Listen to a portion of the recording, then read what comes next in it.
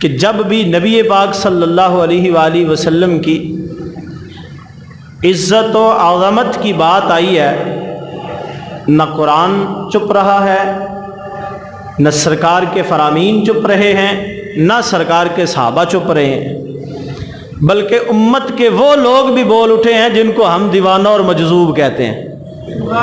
انہوں نے بھی سرکار کی عزت کی بات آئی ہے تو ان لوگوں نے بھی دیوانہ وار اپنی جانیں پیش کی ہیں، اور خود ساختہ بناوٹی مجددوں اور مجتہدوں کو انہوں نے تماچا مارا ہے کہ جب سرکار کی عزت کی بات آئے تو نشئی بھی بول پڑتے ہیں، تم تو پھر رسول اللہ کے ممبر پہ بیٹھے ہو۔ تو گنگے شیطان نہ بنو، بلکہ مصطفیٰ کریم علیہ السلام کی عزت و ناموس کے پہرے دار بنو۔ تو آقا کریم علیہ السلام کے غلاموں، سب سے پہلے اس حوالے سے میں اللہ کا قرآن پیش کروں گا کہ اللہ تبارک و تعالیٰ نے کس طرح قرآن مجید فرقان حمید کے اندر اپنے محبوب کریم صلی اللہ علیہ وآلہ وسلم کی عزت کا دفاع کیا ہے، اور حضور علیہ الصلوۃ والسلام کی طرف اگر کسی نے انگلی اٹھائی ہے تو رب نے جواب پورے دونوں ہاتھوں سے دیا ہے۔ اگر سرکار دو عالم صلی اللہ علیہ وآلہ وسلم کی عزت کی بات کسی نے زبان سے کی ہے تو اللہ تبارک و تعالیٰ نے جواب اس کے بے نسل ہونے سے دیا ہے، اور اپنے محبوب کی عزت و احترام کا ثبوت اللہ نے نصوص قطعیہ کے ساتھ قرآن میں بیان فرمایا ہے۔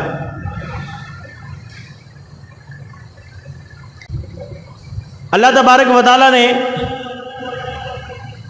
سورہ لہب پوری کی پوری اتاری ہے، اس کا شان نزول پڑھیں۔ میں آپ کو اس کے شان نزول عرض کرتا ہوں کہ یہ سورت پوری کی پوری جو نازل کی گئی ہے وہ کس نہج پہ اتاری گئی ہے، کیوں اتاری گئی ہے۔ امام الانبیاء صلی اللہ علیہ وسلم کے غلاموں، نبی پاک صلی اللہ علیہ وسلم نے فرمایا اعلان نبوت۔ بات توجہ میری طرف فرمائیں۔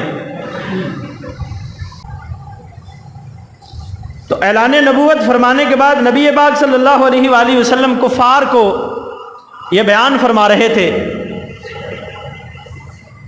کہ اے بتوں کے پجاریوں، بتوں کو اپنا مسیحا اور اپنا خدا ماننے والوں، میں تمہیں ایسے خدا کی بارگاہ میں لے کے جاؤں گا جو سنتا بھی ہے، جانتا بھی ہے، دیکھتا بھی ہے، اور تمہاری حاجتوں کو یہ پورا نہیں کرتے جن کو تم لے کے بیٹھے ہو، بلکہ تمہاری حاجتوں کو حقیقت میں وہ خدا وحدہ لا شریک پورا فرماتا۔ خدا کی توحید کا علم بلند کیا حضور نے، اپنی رسالت کا اعلان فرمایا کہ خدا ایک ہے، اس کے سوا کسی کو سجدہ جائز نہیں، اس کے سوا کوئی حاجت روا نہیں، اس کے سوا کوئی حقیقی مشکل کشا نہیں۔ خدا ایک ہے، حاجت روا ایک ہے، مشکل کشا ایک ہے، جس نے جو مانگنا ہے وحدہ لا شریک سے مانگو، وہ دے گا، وہ ہر مشکل کو دور کرے گا، ہر آسانی تمہارے لیے فراہم کر کے تمہیں اپنے بندوں میں شامل کرے گا۔ لیکن تم نے ایک خدا کو وحدہ لا شریک ماننا ہے۔ انہوں نے کہا ٹھیک ہے ہم مانتے ہیں، انت صادق وانت امین، حضور کو کہنے لگے آپ صادق الامین ہیں، ہمیں آپ کی نہ صداقت میں شک ہے نہ ہی آپ کی ایمانداری میں شک ہے۔ تو فرمایا پھر سنو، حضور نے جب فرمایا اگر میں تمہیں کہوں کہ اس پہاڑ کے پیچھے سے ایک بہت بڑا لشکر آ رہا ہے جو تمہیں تباہ و برباد کر کے رکھ دے گا تو کیا تم مان جاؤ گے؟ انہوں نے کہا بلا، کیوں نہیں، آپ کی پوری زندگی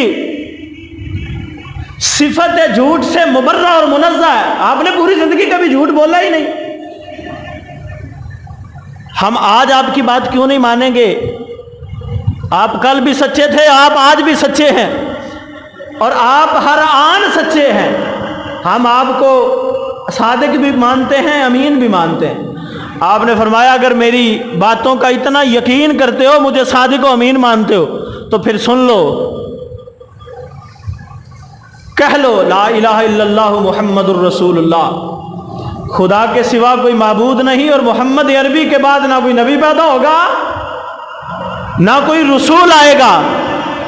جس نبی اور رسول کے بارے میں تم خدا سے دعائیں مانگا کرتے تھے، اور سیدنا ابراہیم علیہ السلام نے خانہ کعبہ کے سامنے کھڑے ہو کے جس رسول کی آمد کی دعائیں مانگی تھی، وہ رسول محمد عربی کی صورت میں تمہارے سامنے۔ جب یہ بات ہوئی تو ابو جہل بدبخت ترین انسان دنیا کا وہ بولا، اس نے کہا تبا لک یا محمد۔ حضور نے ایسے ہی انگلی اشارہ فرمائی نا، تو سرکار نے فرمایا کہ میں اللہ کا رسول ہوں اور خدا ایک ہے، خدا کے سوا کوئی عبادت کے لائق نہیں۔ محمد عربی صلی اللہ علیہ وسلم کی زبان حق ترجمان سے جب خدا کی وحدانیت کا اعلان ہوا، محمد مصطفیٰ کی رسالت کا اعلان ہوا، وہ بد نسلہ یہودی، وہ کافر، وہ مردود بولا تبا لک یا محمد۔ معاذ اللہ ترجمہ کرنا مجبوری ہے میری، اے محمد تیرے ہاتھ شل ہو جائیں، تو نے ہمیں اس لیے اس محفل پہ بلایا تھا،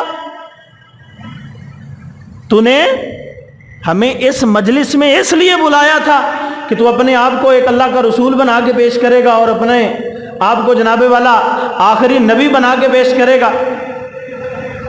آقا کریم علیہ الصلوۃ والسلام کو بڑا دکھ ہوا، آسمان کی طرف نگاہ اٹھائی، نگاہ نبوت اٹھی، خدا نے فرمایا حبیب پیارے پریشان نہیں ہونا، یہ تو ایک مردود ہے جس نے تمہاری توہین کی ہے، میں خدا احکم الحاکمین، میں وحدہ لا شریک ایسی نص قطعی وارد کر کے تیری عزت کی حفاظت کروں گا، تیری ناموس کی حفاظت کروں گا کہ قیامت تک کے مسلمانوں کو پتہ چلے گا محمد عربی کے غلامی میں ہی سر جھکانے کے اندر عزت و احترام ہے۔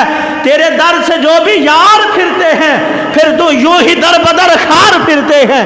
میرے اعلی حضرت فاضل بریلی نے بڑا پیارا ترجمہ کیا، خدا نے اپنے محبوب کی عزت کو کیسے بچایا، اللہ نے پوری سورت نازل فرمائی، اللہ نے پوری سورت نازل فرمائی۔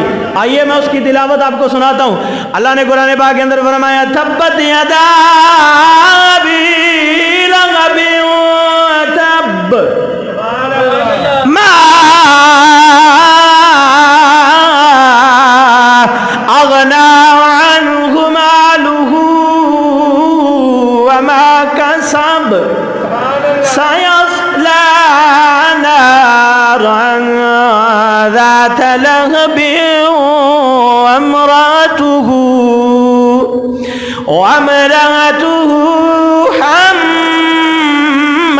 حمالة الحطب في جيدها حبل من مسد۔ اللہ نے پوری سورت نازل فرمائی۔ اب اس کا ترجمہ سماعت فرمائیں۔ ترجمہ بھی میرے ہاتھ میں قرآن ہے، ترجمہ کنز الایمان امام اہل سنت مجدد دین و ملت پروانہ شمع رسالت امام احمد رضا فاضل بریلی رضی اللہ تعالیٰ عنہ۔ کیا عشق والا ترجمہ فرمایا میرے امام نے، اعلی حضرت نے تو کمال ہی کر دی۔ تو آقا کریم علیہ السلام کے غلامت ابو لہب نے ایک انگلی اٹھائی تھی، حدیث میں آتا ہے یوں انگلی اٹھا کے کہنے لگا تبا لک یا محمد، یوں انگلی اٹھی اس کی، ایک انگلی میرے رسول کی عزت و ناموس پہ اٹھی۔ اللہ نے پوری سورت نازل فرمائی اور فرمایا تبت یدا ابی لہب وتب، فرمایا تباہ ہو جائیں ابو لہب کے دونوں ہاتھ، اور وہ تباہ ہو ہی گیا۔ سبحان اللہ۔ ابو لہب نے نبی پاک کے لیے لفظ فرمایا تھا تبا لک، مصدر ذکر کیا تھا تبا لک، تبا لک تیرے لیے ہلاکت ہو، لیکن میرے رب نے فرمایا تبت یدا ابی لہب وتب، ابو لہب تو نے میرے نبی کی طرف ایک ہاتھ اٹھایا تھا۔ کتنے ہاتھ اٹھائے تھے؟ میرے نبی کی عزت پہ ایک ہاتھ تیرا اٹھا تھا، میرے نبی کی عزت پہ تو نے ایک ہاتھ سے حملہ کیا تھا۔ میں قدرتوں کا مالک نص قطعی نازل کر رہا ہوں، جو انگلی میرے نبی کی طرف اٹھے گی وہ ایک ہاتھ نہیں پوری نسلیں برباد کر کے رکھ دوں گا۔ وہ ایک ہاتھ نہیں پوری نسلیں برباد کر کے رکھ دوں گا میں۔ امام الانبیاء صلی اللہ علیہ وسلم کے غلاموں، اب سورت کا ترجمہ سنیں۔